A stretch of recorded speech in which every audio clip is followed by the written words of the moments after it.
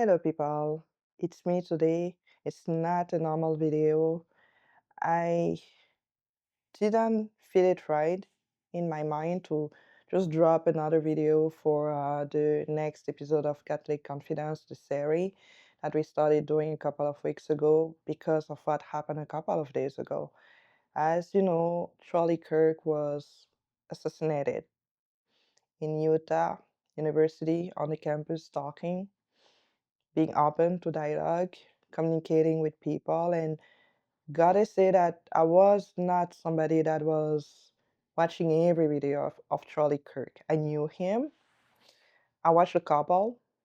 Didn't always agree with everything that he was saying, but something was clear in me in terms of the conservative part, the family, the role of a woman, the role of a man, and having that traditional way of seeing life, right? And that is a fight that we're having today. And it was hard. It was hard because not because I was knowing him more, or I was a special fan of his, whatever he was doing, but because of what he was representing for a lot of us, a lot of people, being conservative, being afraid of speaking up, to be honest. And a couple of years ago, when I was having everything in my mind, thinking about how we were really far gone in terms of the morality, ideas, thinking, I was afraid. I was very afraid of speaking up. And I'm not somebody that would change her mind just because of some emotional people trying to sell anything to me or however you're feeling. But I remember BLM happening, the riot, me being emotional about it, and my first instinct was to be enraged, like a lot of Black people. And I started watching Candace. She started opening my eyes. And back then, she was in the organism, the company of Charlie Kirk, if I'm not wrong or mistaken, Turning Point USA, and she was speaking some truth, something that I never heard before, and something that I definitely agreed. So I didn't need to think about it and trying to make up my mind about it. It was so clear, it was so really, it made so much sense, right?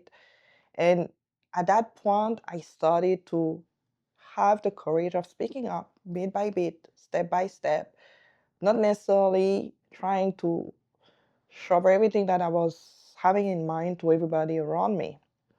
I was listening to people speaking, sharing their feelings about BLM, and way after that, I started to discover Trump. And at first, saying Trump for me was just somebody that had no manners. And it was not because of him being racist or anything. I just didn't like his personality character, like that person arrogant that I felt it was.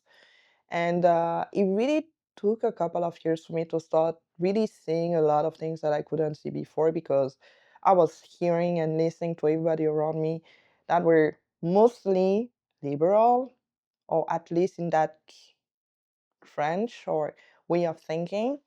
And I knew in my heart that it was not something that was right. I knew it. I knew it. And I started hearing more of what Charlie Kirk started to say about like that role of traditional people and the conservative values actually. And I always consider myself being a traditional person because I'm not American, as you can hear, right? So a lot of the politics or the American politics was not something that I grew up with. And I was not a political person. I'm still not, to be honest. It's a part of me that helped me understand more of the faith and the role of the faith in the society and how it could be the foundation to have a healthy society, the Christian faith. So for me, it was normal to go back at it, being traditional, being more conservative, being able to put God, Jesus, in on top of everything, right? Because He's the foundation of everything. So for me, Charlie Kirk represented that. Regardless of anything else that I wouldn't agree on, the foundation of it, being conservative, the principle of life, for me was so making sense in my mind, right? So it was not something that I would fight. And started listening to Candace, started listening even to him a couple of times, started listening more to watching more Matt Walsh. My mind started to open up to such a level and made me discover my own faith. And that is the part that I want to remember when I think about Charlie Kirk, more than anything else that you could see online at the moment and anything else that you saw, watch the video of him getting killed that I watched. And honestly,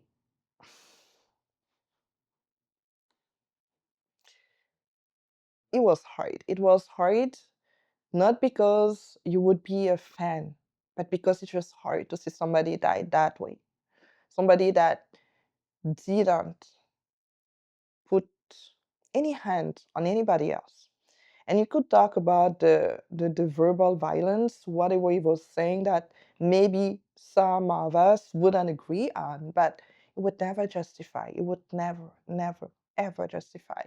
Even the worst criminal that I could see out there, I would have a hard time condemning the person to the point of deleting him, right? Have that life being taken. That's something that I would never agree on. And for me, whoever you are, whatever you do, there's a certain level and that authority that I personally don't think that we have to take the life of somebody, regardless of where you're coming from, regardless of who you are.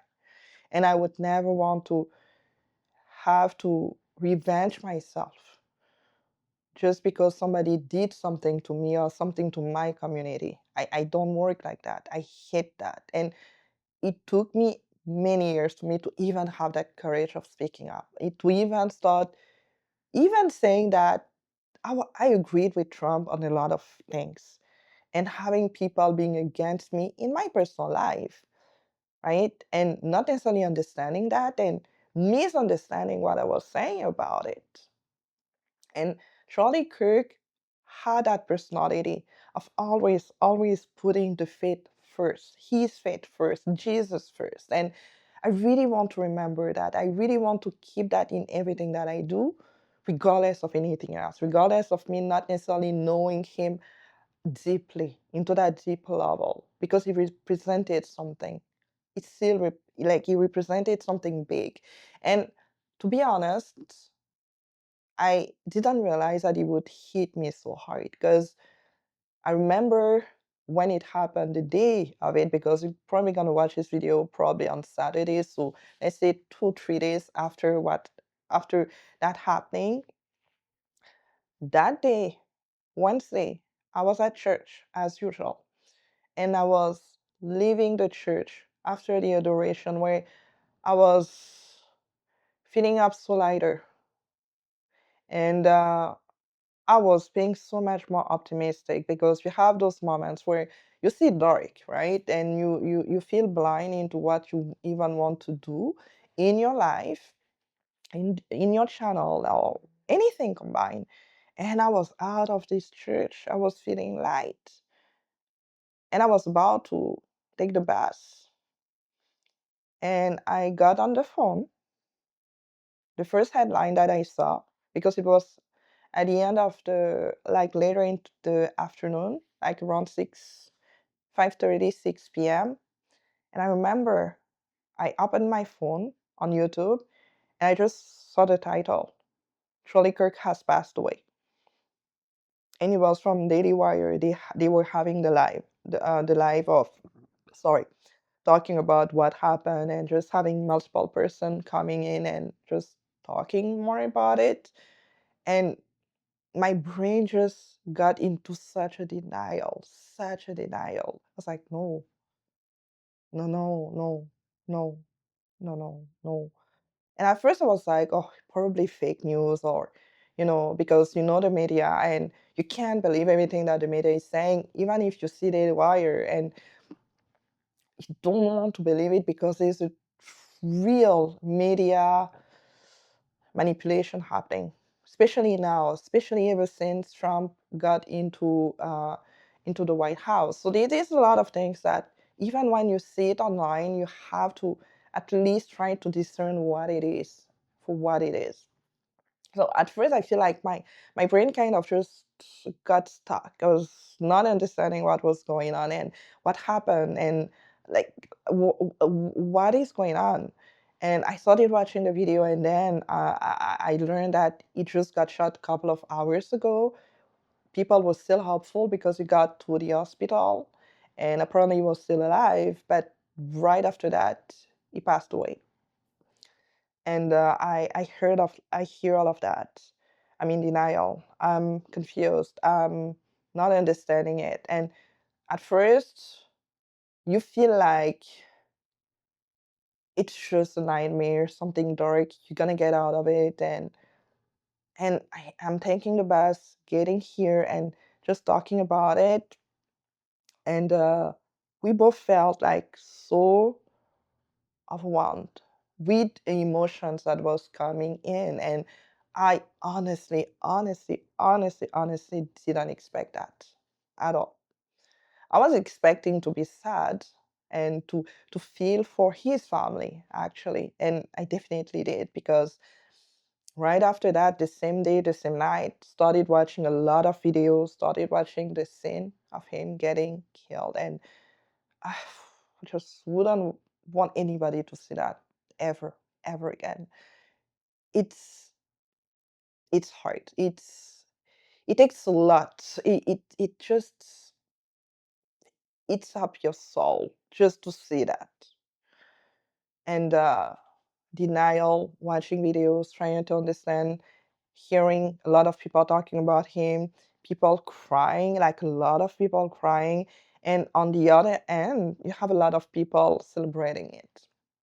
And that's where I was so enraged, so enraged, because I was as enraged as the day of BLM when we heard that George Floyd got killed, right? And you didn't necessarily get the whole context about it, and it was the same rage, so not always justified, because right after you understand, especially with BLM and George Floyd, that there was a lot of manipulation, and there was a lot of things that even BLM themselves didn't necessarily do, and like just a bunch of lies, a bunch of lies, and you feel for the person dying, but you hate the manipulation about it, and that's how I felt for that's what I felt for Charlie Kirk as well, hating the media lies, hating the manipulation, hating everybody around, hating people celebrating it like that, just hating the entire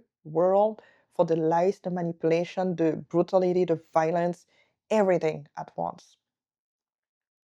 And I really had a lot of hesitation before making this video because I didn't want to come here with that emotion. And as you watched a lot from my videos, I'm not somebody that love driving with emotions. I hate it. I feel like sometimes it's just something that blinds you more than you seeing the truth as what it is and having a clarity of mind. And sometimes you just need to stay away, being in silence, and just think. Just think, just feel it for yourself, personal space. You don't need to share everything that you're feeling to the world. I'm not with that. So I hate having to just sharing everything that I feel that is still fresh in my mind. So I'd rather just wait. And I think at that point I was like, okay, I think it's more of the time I guess needed for me to speak a bit more about it, right? And I don't want to have to pretend that I was a fan, because I was not necessarily the special fan and the number one fan, but seeing his family, seeing Erica, seeing his wife, seeing the two children, and I remember the day off on Wednesday night, I watched so many videos on Erica Instagram page with the little kids running away, getting to the dad, being so happy to be with the dad, hugging the dad, her sharing how much marriage is so beautiful and how having kids with your best friend and having that life is everything that everybody would want to have, right? Not because of the success, not because of the influence, not because of subscribers, right? Just because you are with the right person. Just because you were able to have that stable life, just because you worked for that. But again, with the right person. And that's something that I want to bring more from whatever happened this week with Charlie Kirk is that hope is possible. He brought it, he shared it, he was shameless about it. And you would disagree with a lot of things that he would say, but still. He would keep the faith, he would bring it, he would share it, he would speak about Jesus.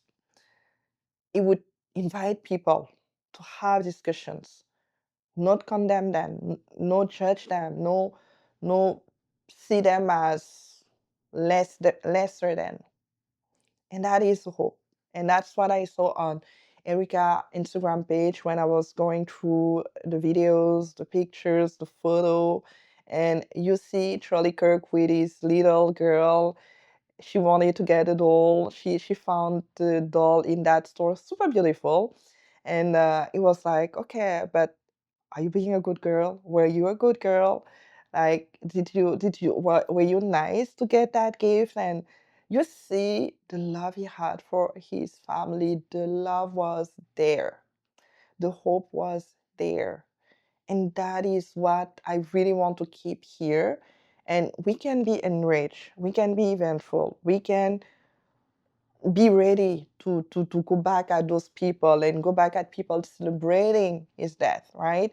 And to people that actually celebrating his death, it's like, what is wrong with you?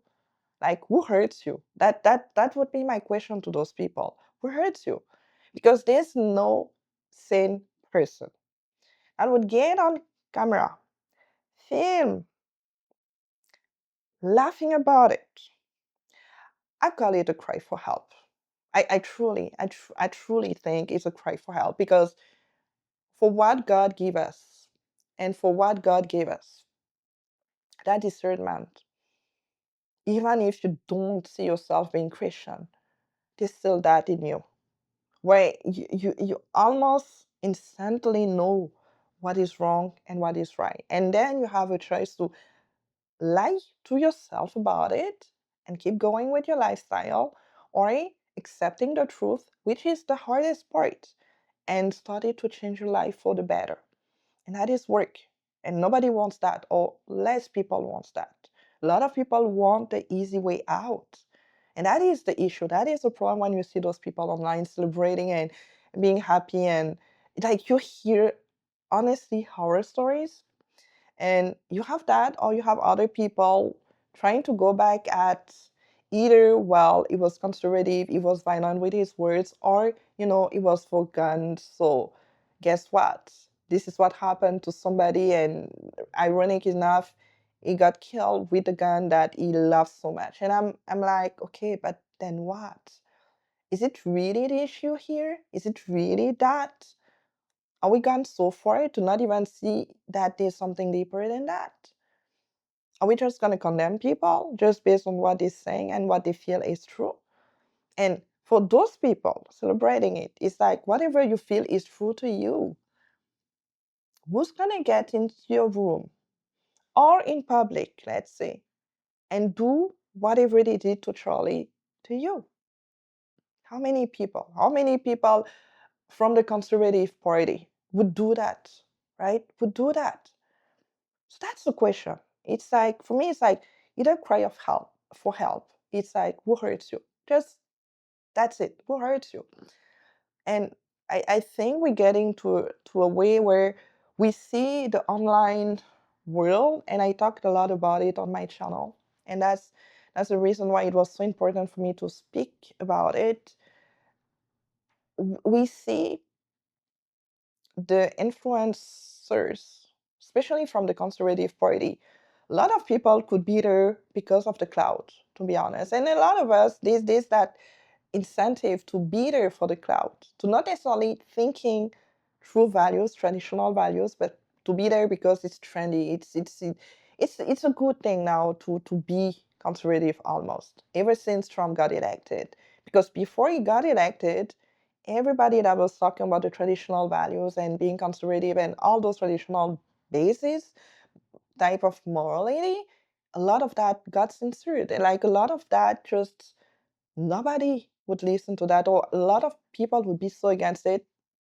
Doesn't mean that it didn't like it changed a lot, but with Trump, I feel like the conservative party, at least, there's a lot more of us that had the courage of speaking up. And Charlie Kirk is one of those persons, just like Ernest wants to me, that started giving me those little things where I could be like, okay, I'm okay to speak, right?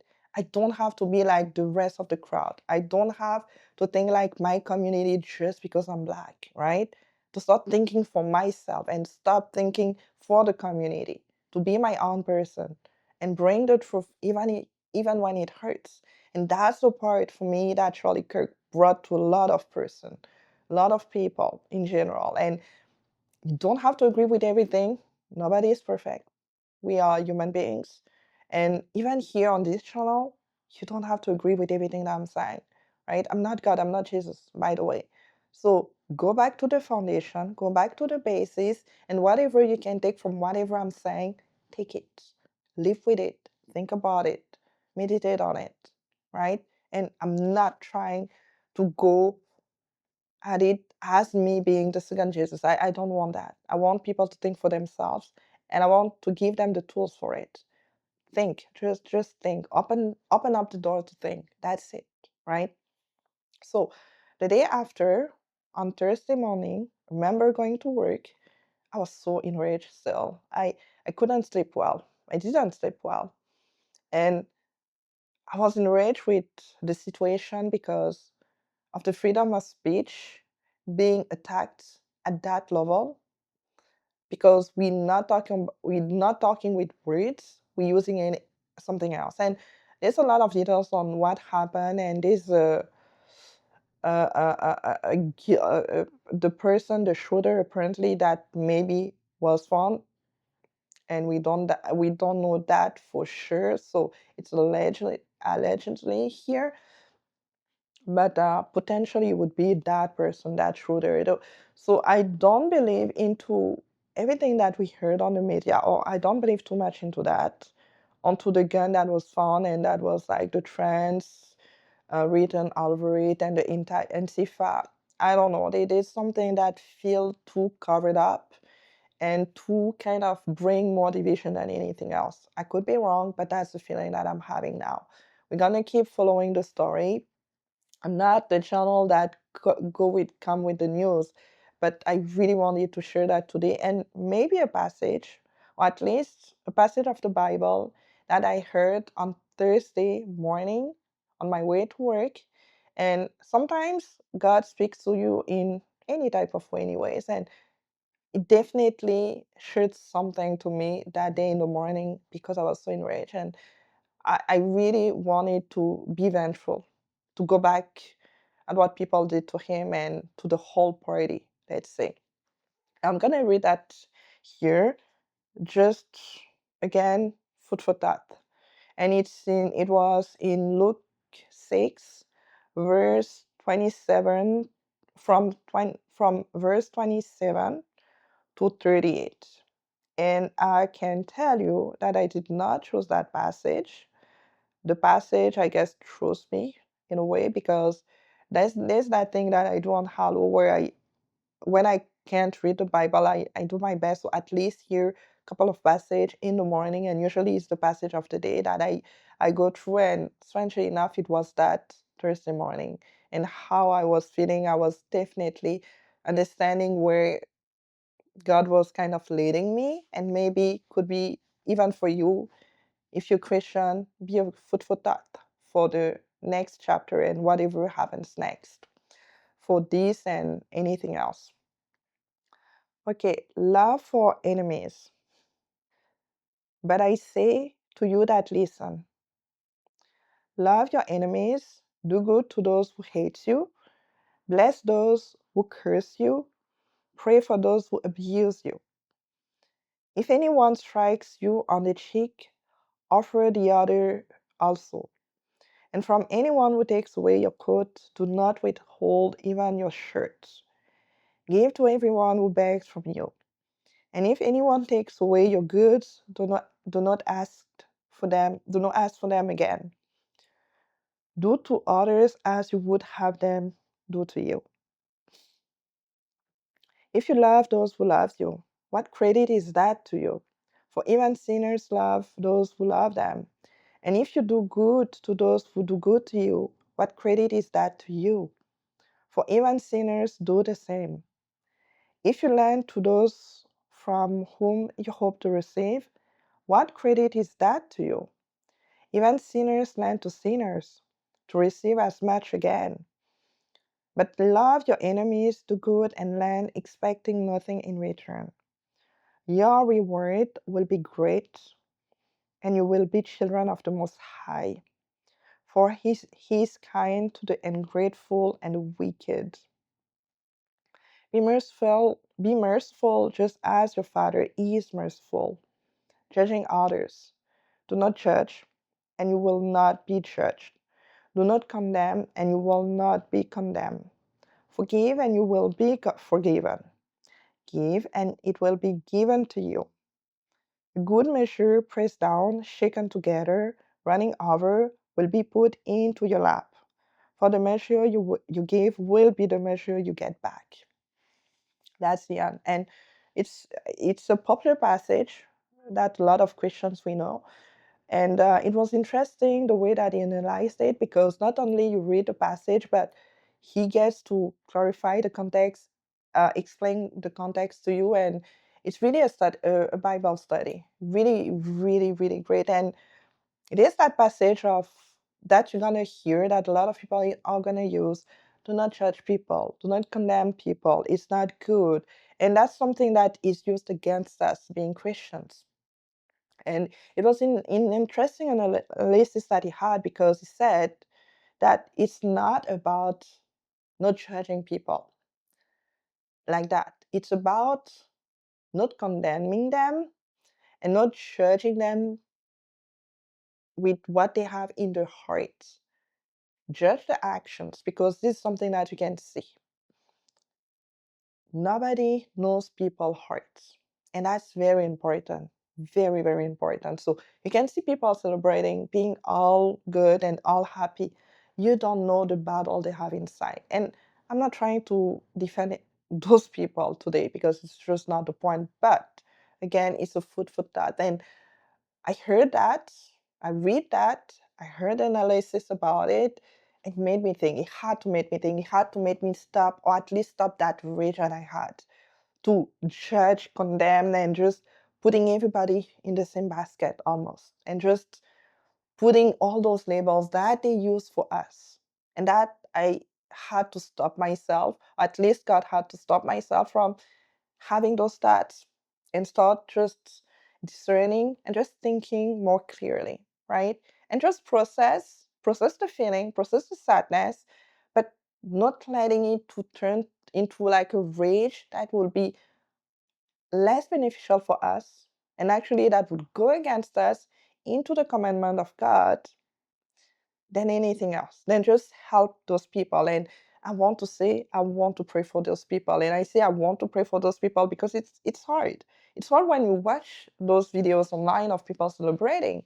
So I think one of those things is that just stop watching those videos, because yes, it's gonna bring you that rage, right? So to pray for those people, to want to pray for them, to ask the grace from God to pray for them. If you just can't, it's like so hard to not let that turn into a rage that would eat you up inside, right? But it's not about not judging them. It's not about seeing what is wrong, clearly wrong, and not calling that out. But it's about judging to the point of feeling like you know their hearts, Nobody knows people's hearts. You see the actions and you go with that. You lead with that. And from the actions, you can see whoever is going to be more honest deep inside. And you're going to have the fruits. The fruits are going to speak for themselves. And those fruits is the result of the tree being healthy. If the fruits are not good, right, it's because the tree itself is already not good. So you can judge people by the fruits that they carry. And that is going to be visible to everybody else. And for those people, you can just ask, what hurt you? What happened with you? What is wrong with you? Right? And if it's too hard, put them like really cut yourself at least at the moment, at least for now, because it's hard. The media manipulation, the media lies, that battle of just trying to have people fight, being divided again and again and again and again all the time, it's something that is so overwhelming. It's exhausting. It is exhausting, right? To always have those parties, and it's exhausting. Nobody wants that. Nobody. Republicans wouldn't want that. Democrats wouldn't want that. It's not easy for anyone. And it doesn't feel good, even for those people celebrating it. They are hurting inside. They're crying for help. And they might frustrate you, but love, pray, stay away if needed. Think for yourself. Take a moment of getting off of the media at the moment, at least. And that's something that I would suggest to a lot of people. If you're that sensitive, just get off of the media at least for a couple of days. Think, think, think, think. Refresh your mind with other things, right? Go to Mass more. Go to the adoration if you're Catholic. Confess for anything that happening goes through your mind. Ask for the grace from God, truly. Let God lead you. Let God make you see what you need to do next to whatever you do. And I think for a lot of us, being on here on social media, especially me getting to that point where I really want to start speaking the truth more, helping Black people, helping other people, helping culture in general, being more healthy, right?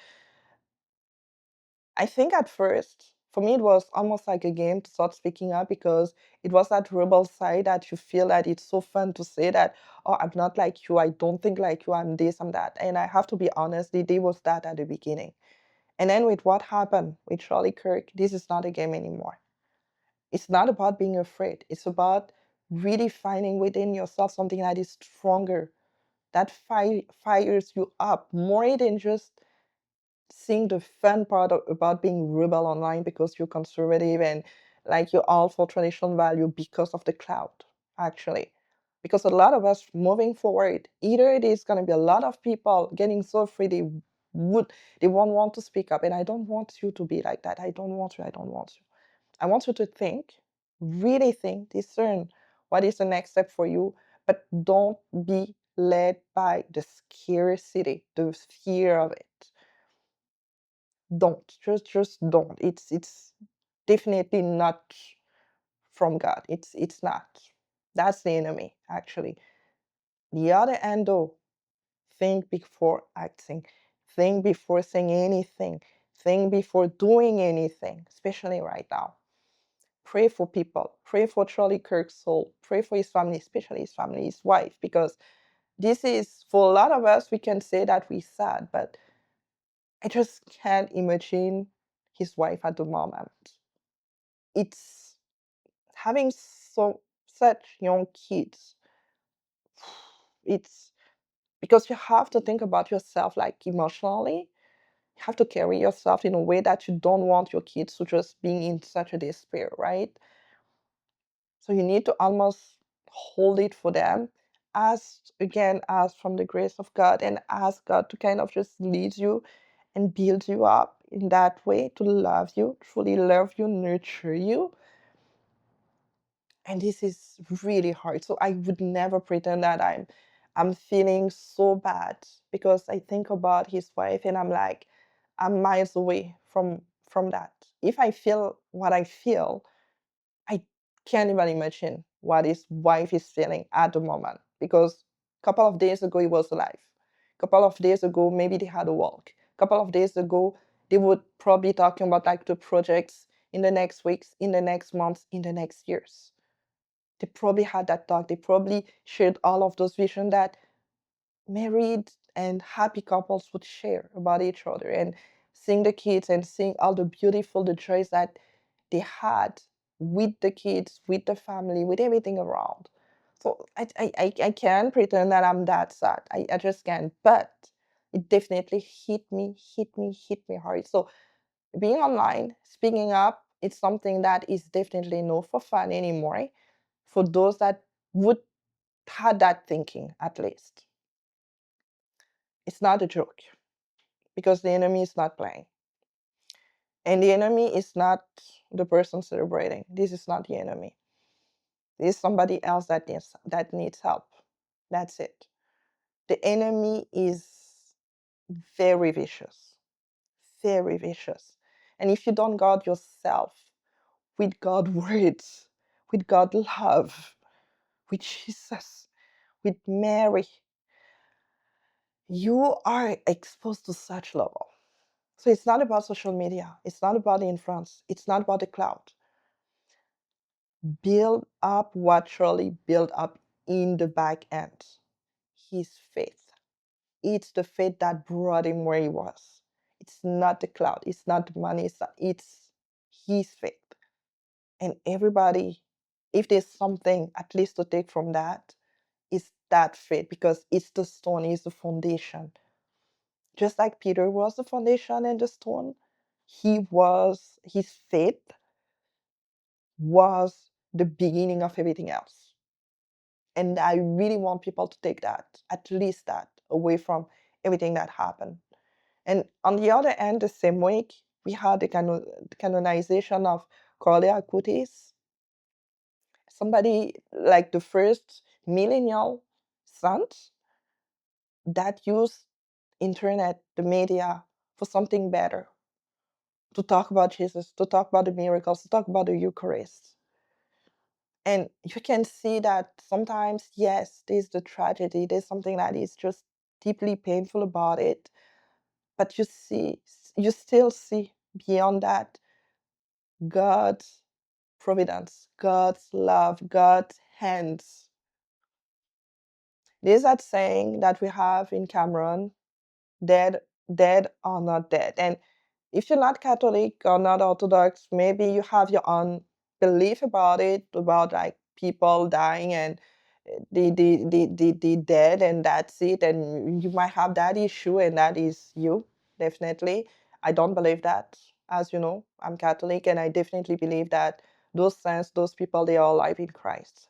And Cameron, with that saying, it always brings me this really, that it always comes back to me when things like that happen. The dead are not dead. My mom always used to say that to me. The dead are not dead.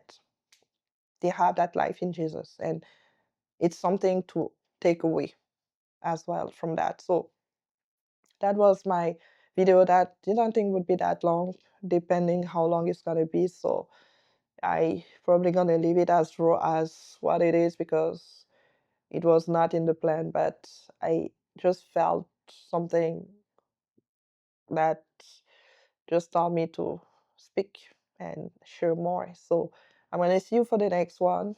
We're gonna go on with the series. Just keep that in mind always. Charlie Kirk for me was that stone, the beginning of just really building the faith, the confidence, that Catholic confidence, even if he was not Catholic, is in himself. The faith is everything, and you can do anything. Speaking up, being on videos, being confident on camera, it's not about getting money anymore. It's not about making money for me. You have a mission, we all have a mission. Doesn't have to be you being in front of the camera, but it's you doing something with discernment.